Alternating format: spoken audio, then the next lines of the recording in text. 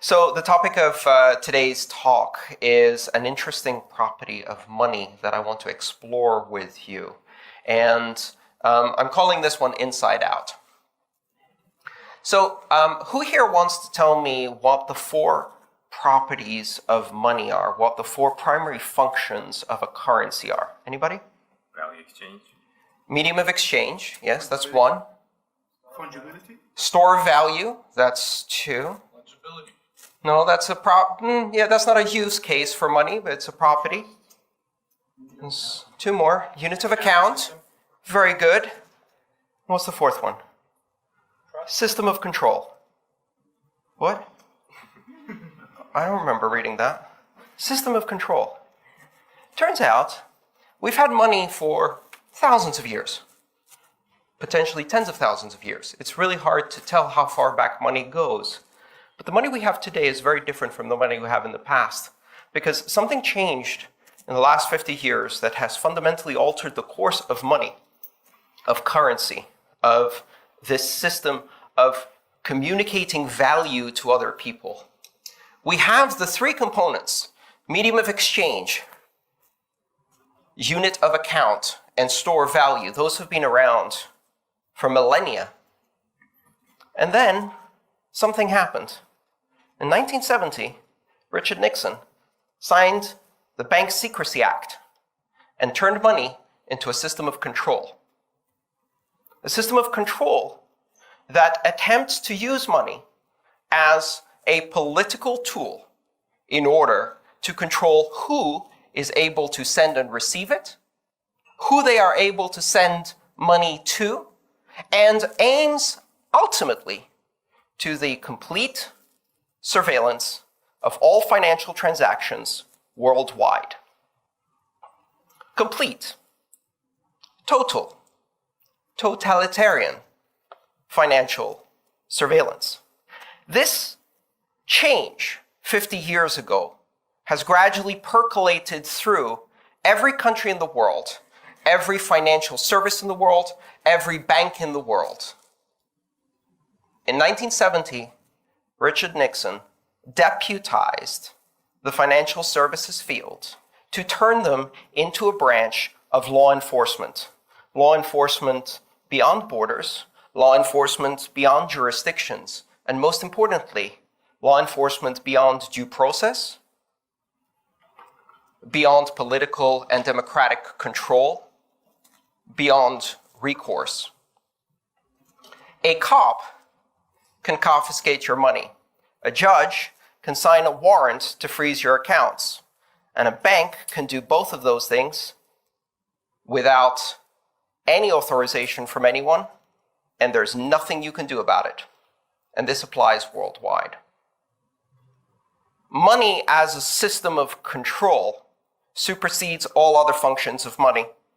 When money is turned into an enforcement tool, the other functions start getting eroded. It is no longer the best medium of exchange because its function as a medium of exchange is subordinate to its function as a system of law enforcement, a system of control. And at that point, the system of control aspect starts corrupting everything. We are now 25 years into the internet revolution. Smartphones, cell phones, dumb phones, data connections have propagated out to more than 2.5 billion people who have never had these technologies before. Where's finance? Lagging, 15 to 20 years behind. It does not reach 2.5 billion people completely unbanked, 4 billion people underbanked. Really, only 1.5 billion people have the full, privileged, elite form of banking that we enjoy in most Western liberal democracies. And even there are tiers of access and control. How many people in this room are accredited investors?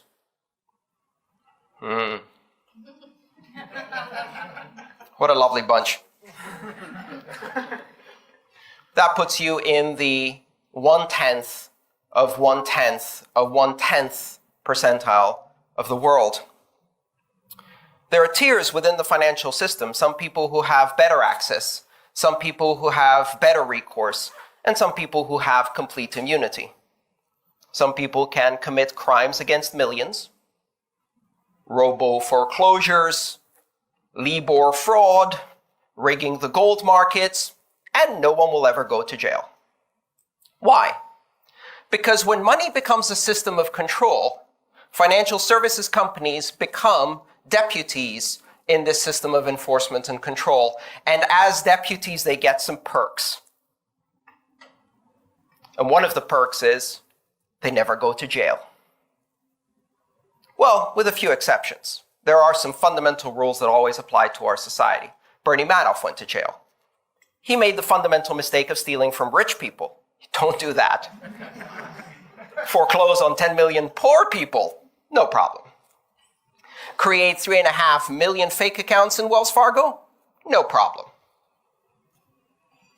Lose 143 private records of individuals at Equifax?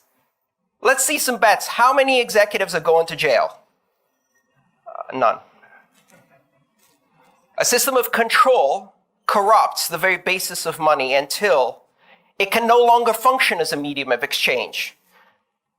And it breeds economic exclusion. We are now 25 years into the era of the internet, and we are reaching fewer people with economic inclusion. We are actually backtracking historically because increasingly entire countries are being cut off from the world financial system.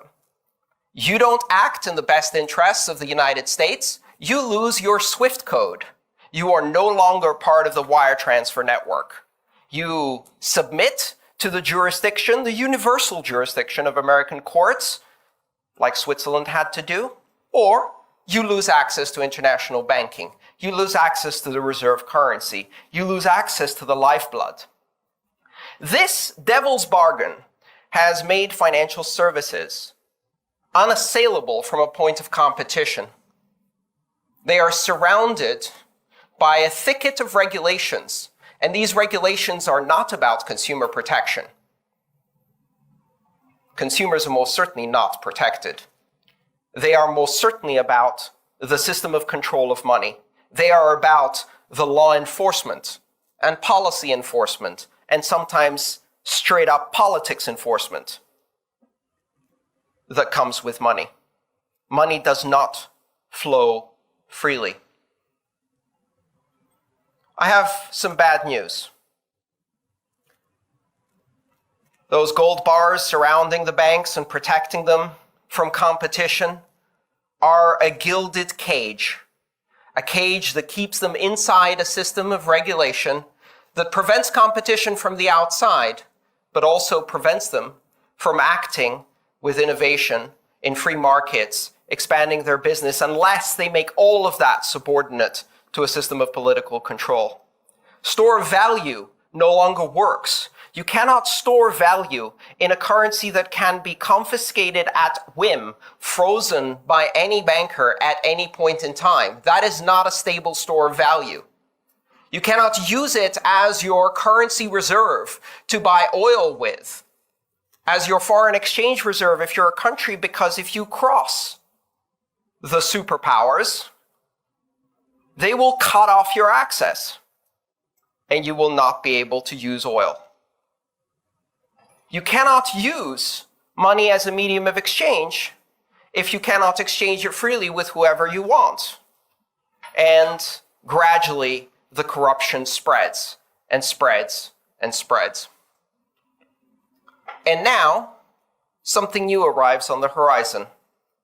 A system of money that works on a network that is, first and foremost, a medium of exchange, a store of value, and one day potentially a unit of account, but will never become a system of control. It refuses to become a system of control. In fact, its design principle is neutrality, openness, borderless access, censorship resistance. And now the banks can't play in that space. They're stuck inside their gilded cage playing cop to the world's superpowers. And now, something new arrives on the horizon. A system of money that works on a network that is, first and foremost, a medium of exchange, a store of value, and one day potentially a unit of account, but will never become a system of control. It refuses to become a system of control. In fact, its design principle is neutrality, openness, borderless access, censorship resistance. And now the banks can't play in that space. They're stuck inside their gilded cage, playing cop to the world's superpowers, offering economic services to a tiny fraction of the human population, sacrificing 4 billion people on the altar of poverty in order to create a nice, fake, bourgeois sense of security among the middle class by selling them lies. FDIC. Don't worry, your money's insured, right? How many people here have FDIC or equivalent insurance on their bank accounts? How many Greeks do you think had insurance on their bank accounts? All of them. What happened to that? Poof. In one afternoon, vanished. 20% haircut. Whose insurance? Does it insure you? Or does it insure banks? And what does it insure against? Small failure, not big failure. Big failure, uninsurable. How many of you have money in banks?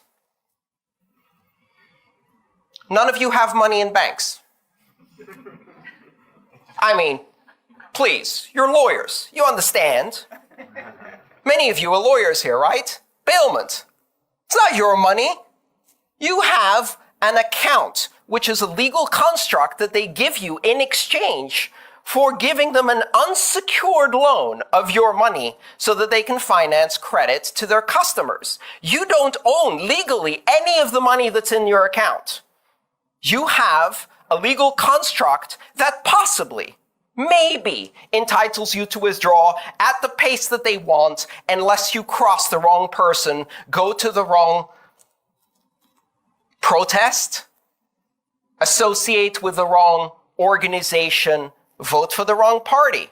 Sure, maybe that's not happening in Canada, but out of 194 countries, this model of turning money into a system of control has taken off like wildfire because it's every dictator's wet dream, because it ensures that political dissent can be snuffed at the bank very effectively.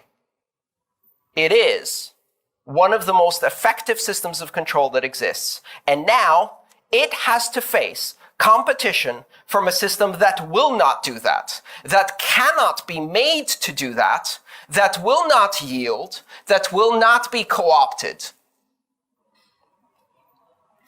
And what's the response? Ha! Bitcoin's a joke. Cryptocurrencies, they're outside the system. Nobody wants to be outside the system. Guess what? There's 6 billion people out there. They don't want to be outside the system. They'd much rather be inside, but they haven't been invited, and they probably won't. And many of them can't do the things that are necessary to be invited into the system. And guess what? There's an entire generation that has now discovered the 2 forms of power that come to people. First form is voice, and the second form is exit. You either speak up with your voice, express your political will, and force change, and when that doesn't work, you get to the second most important power that all humans have, and that's exit. Now, borders have been erected for millennia to prevent exit, to slow down exit. You can't easily emigrate, opt out, colonize, depart, exit. But what happens when exit is not a physical act, but a virtual act? What happens when people decide to exit from the financial system in a virtual way? Vrexit. Bitexit. You can keep the inside of the gilded cage. It is demographically stagnated, it's over-leveraged, it's swimming in debt, it's out of control, and it serves a tiny sliver of the population. You can keep it. An entire generation of millennials no longer believes in that fiction of bank security, of future possibility, of deferred earnings, of interest rates, of mortgages. They will exit. They are exiting in droves, not just here, even more so in the countries where the existing system of inside finance, of the system of control, is used despotically, is used oppressively. China is exiting in droves, and it's barely started. Bitcoin's been around for 9 years. And so what does the insider group do? What do the regulators do in response to a system that cannot be regulated? They regulate the bits they can. They regulate the exchanges. They regulate the bank accounts. They regulate the national currency side of things. They shut down the on-ramps and off-ramps. They say, we will not let you take your money with you. And what do millennials say to that? Dude, I don't have any fucking money. All I have is my creative potential, my spirit, my productivity, and I can sell that directly for Bitcoin without an exchange, without an on-ramp, without an off-ramp. And when I need to buy something, I'll use my digital currency directly, without re-entering your system to which I was never invited. Shut down the on-ramps, shut down the off-ramps, and I will stay on board. I will stay digital. I won't touch your gilded cage anymore because I don't need you. I exit.